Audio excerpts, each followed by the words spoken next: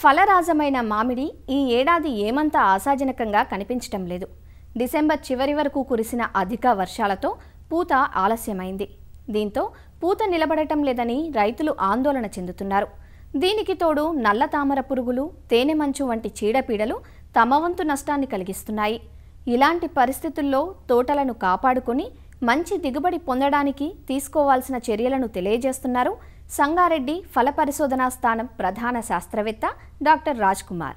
ప్రస్తుతము మామిడి చెట్లు పూత పిందె దశలో ఉన్నట్లుగా మనం గమనించవచ్చు.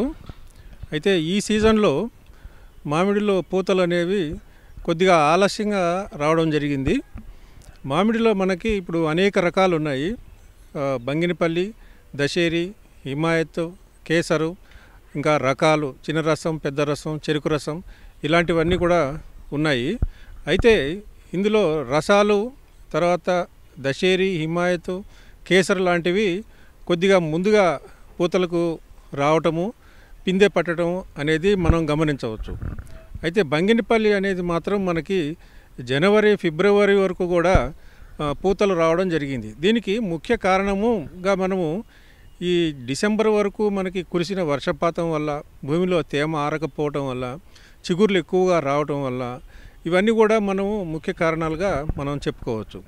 అయితే ఈ ముందుగా పూతలు వచ్చి పిందె పట్టిన రకాలలో మనకి కొంతవరకు ఆశాజనకంగా ఉంది.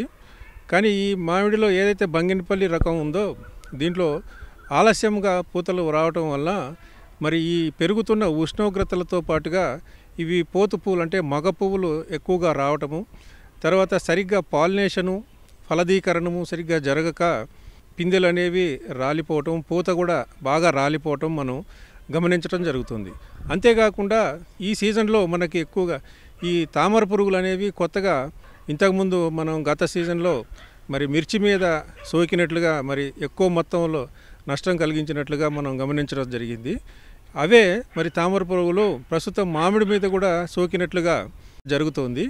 ఈ తామర పురుగులు అనేవి ఈ పూతలలో చేరి రసం పీల్చేయటం వల్ల కూడా కొంతవరకు ఈ పూతలు మాడిపోవటం, పిందె పట్టకపోవటం కూడా మనం గమనించడం జరుగుతుంది.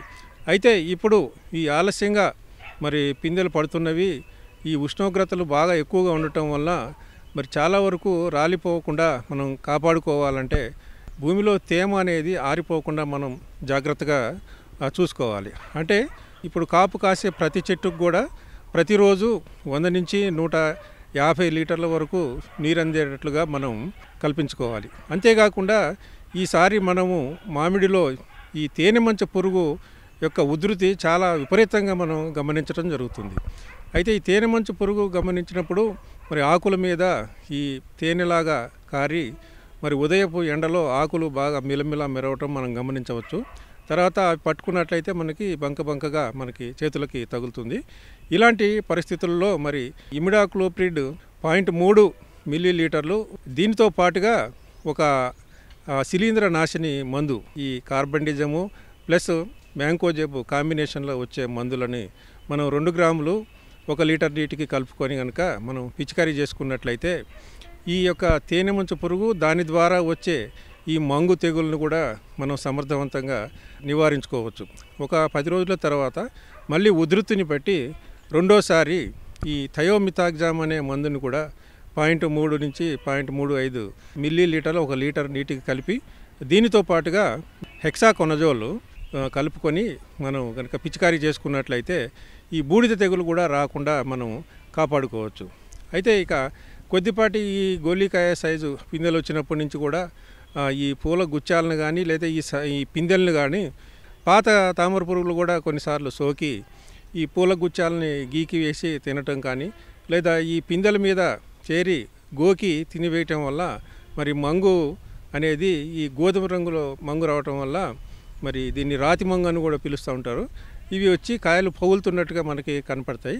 ఇలాంటి పరిస్థితుల్లో మరి ఫిప్రోనిల్ మందు 1.5 మిల్లీలీటర్లు కానీ ఎస్పేట్ మందు 1.5 గ్రాములు కానీ 1 లీటర్ నీటికి కలిపి మనం పిచికారీ చేసుకున్నట్లయితే ఈ తామర పురుగుల్ని, మంగు తెగులను కూడా మనం సమర్థవంతంగా నివారించుకోవచ్చు.